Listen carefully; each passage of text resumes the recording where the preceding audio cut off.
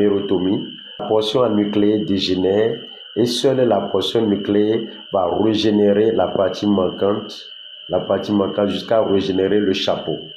Maintenant, quand vous prenez les deux types d'acétabulaire, crénulataire méditerranéen, vous sectionnez ça en deux, une portion nucléaire, une portion anucléaire. Quand vous prenez le noyau de méditerranéen, c'est-à-dire l'amibe qui contient chapeau à bord lisse, vous transférez ce noyau dans l'amibe qui contient la portion nucléaire de l'amibe de l'acétabulaire. Quand vous prenez l'acétabularia, le noyau de l'acétabularia méditerranéen, ok, vous transférez ce noyau dans la portion anucléaire de crénulata. L'acétabularia que vous allez obtenir, ou bien le type de chapeau que vous allez obtenir, c'est le chapeau méditerranéen. Pourquoi? Parce que c'est le noyau méditerranéen qui est dans l'amibe. C'est le noyau méditerranéen qui est dans la portion anucléaire. Autant pour moi, il dit encore amibe. Maintenant, et vice-versa, vous allez trouver la même chose. C'est-à-dire quand vous prenez le noyau crénulata que vous transférez dans une portion anucléaire de méditerranéen, le chapeau que vous allez obtenir, c'est le chapeau crénulata. Pourquoi? Parce que c'est le noyau crénulata qui se trouve dans une portion anucléaire de méditerranéen. Pourquoi? Parce que c'est le noyau a un rôle morphogénétique, c'est lui qui donne la forme aux organes. Voilà un peu ce que vous devez savoir concernant également les expériences de mérotomie et de transplantation de noyaux. Dans le noyau également, vous avez un amas. Quand vous regardez en même temps le noyau, il y a un amas qu'on appelle la chromatine. La chromatine là s'organise pour donner ce qu'on appelle chromosome. L'organisation de la chromatine va donner le chromosome. Le chromosome est formé d'ADN et de protéines histone. Chromosome, c'est ADN plus protéines histone. Or, tout ça là vient de l'amas de chromatine. Ok? Autrement dit, quand vous voulez trouver par exemple ce qu'on appelle l'ADN, acide désoxyribonucléique, c'est dans le noyau que vous devez trouver ça. Mais quand vous, pour l'isoler si vous voulez, il faut que on débarrasse ce amas là des protéines histone et il va rester juste des filaments d'ADN. Voilà. Et l'ADN peut se mettre en évidence avec deux types de méthodes ou bien de réactions.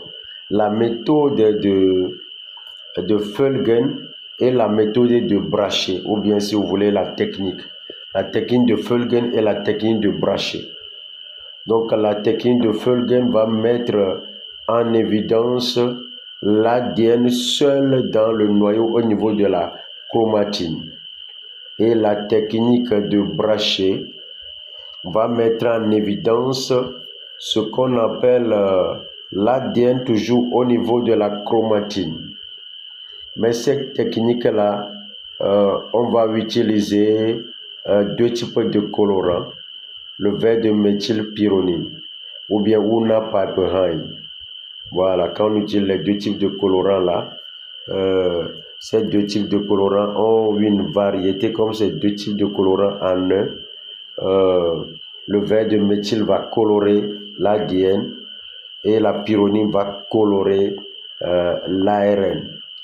Mais où se trouve l'ARN dans le noyau? L'ARN se trouve au niveau du nucléole. Quand vous voyez le noyau, vous voyez en même temps l'amas de chromatine dont je vous ai parlé, qui constitue chromosome qui n'est que l'ensemble formé par l'ADN et les protéines histone. Donc, vous avez un ou deux nucléoles à l'intérieur du noyau. Et c'est dans le nucléole qu'on a ce qu'on appelle l'ARN, acide ribonucléique. Acide ribonucléique. Ok? Maintenant, pour mettre en évidence l'ARN, il y a seulement une seule méthode ou bien une seule technique. C'est la méthode de Brachet ou technique de Brachet qui vous permet de le mettre en évidence.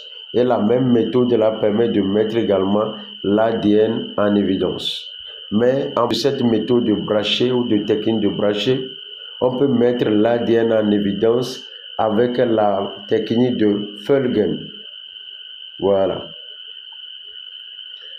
Maintenant, quand vous pratiquez la méthode de la technique de Brachet, qui utilise les doubles colorants, vert de méthylpyronine, je vous ai dit tout à l'heure que le vert de méthyle colore quoi? L'ADN en vert et la pyronine colore l'ARN en rouge. Alors vous allez voir que vous aurez la chromatine qui sera colorée en vert et le nucléole et le cytoplasme seront colorés en rouge. Donc quand vous faites ça, vous avez un résultat comme ça, vous pouvez facilement conclure que dans une cellule, pour voir l'ADN, il faut aller au niveau du noyau. Mais ce n'est pas tous les endroits du noyau qui contiennent l'ADN. C'est seulement la partie qui contient la chromatine. Autrement dit, l'ADN se trouve dans la chromatine au niveau du noyau. Maintenant, si vous voulez trouver l'ARN, il faut aller toujours dans le noyau, mais aussi dans le cytoplasme. Mais dans le noyau, va se trouver au niveau du nucléole. Et quelques parties vont se trouver au niveau du cytoplasme. Parce que lorsqu'on a utilisé le double colorant qui est Unna Piperine ou bien vert de méthylpyronine, on a vu que la chromatine est colorée en vert, les nucléoles sont colorés en rouge et le cytoplasme également est coloré en rouge. Voilà un peu ce que je tiens à vous dire concernant l'organisation cellulaire. Je reviendrai maintenant pour vous parler de la synthèse des protéines en général. Soyez bénis. Merci. Abonnez-vous à notre chaîne. Partagez la chaîne. Likez les vidéos. Mettez les vidéos dans votre favori.